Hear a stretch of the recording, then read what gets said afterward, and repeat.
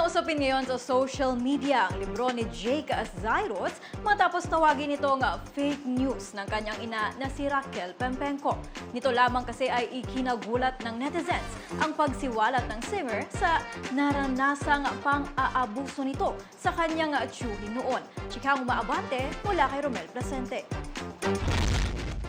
Tinawag na fake news ni Raquel Pempenco ang librong inilabas ng anak niyang si Jake Zairots na trending ngayon sa social media.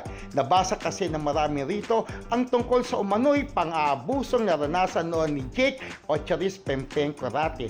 Minoles siya at inabuso raw kasi ang singer ng kanyang tiyuhin noong 6 na taong gulang pa lamang ito. Batay sa kwento, hindi lang ito isang beses nangyari at nagsumbong na si Charis sa kanyang ina pero hindi raw siya pinaniwalaan. Dahil dyan, pinatakte ng basher si Raquel kaya nagpost na ito sa social media. Sa niya rito, hindi updated ang libro na inilabas ng 2018 at baka raw magulat ang marami kapag siya ang nagkwento. Wala pa namang pahayag si Jake tungkol sa depensa ng kanyang ina. Walang kasing init ang chika. Ako si Romel Placente, ang inyong paboritong hot talker ng Abante Radio. Ito ang balitang mabilis, marangis at walang mintis.